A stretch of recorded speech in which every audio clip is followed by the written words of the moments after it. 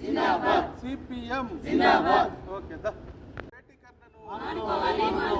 బొగ్గు గనులను సింగరేణి సంస్థకే అప్పగించాలి బొగ్గు గనులను సింగరేణి సంస్థకే అప్పగించాలి బొగ్గు గనులను సింగరేణి సంస్థకే అప్పగించాలి బొగ్గు గనుల ప్రైవేటీకరణను ఆపాలి బొగ్గు గనుల ప్రైవేటీకరణను ఆపాలి బొగ్గు గనుల ప్రైవేటీకరణ ఈరోజు ఏదైతే కేంద్ర ప్రభుత్వం బొగ్గు గనులని ప్రైవేటు సంస్థలకి వేలం వేయటానికి నిర్ణయించటం జరిగింది.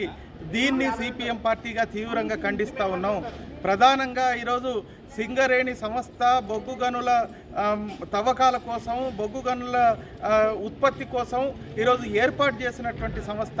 ఈ సంస్థను నష్టపరచటం కోసం ఈ సంస్థను ఈరోజు ప్రైవేట్ సంస్థ వ్యక్తులకి కట్టబెట్టడం కోసం ఈరోజు ఈ బొగ్గు గనుల యొక్క వీటిని వేలం వేయటానికి కేంద్ర ప్రభుత్వం నిర్ణయించింది. వెంటనే మానుకోవాలా.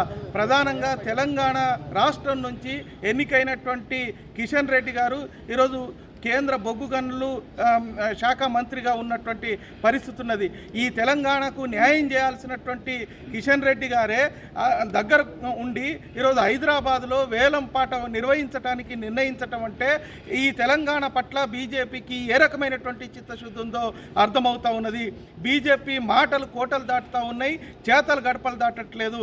ఈరోజు 68 లక్షల కోట్ల రూపాయలని సంపాదించటం కోసం ఈరోజు బొగ్గు గనుల ద్వారా 28,000 లక్షల కోట్ల రూపాయలు సంపాదించడం కోసం ఈ వేలం ప్రకటన నిర్వహిస్తూ ఉన్నారు.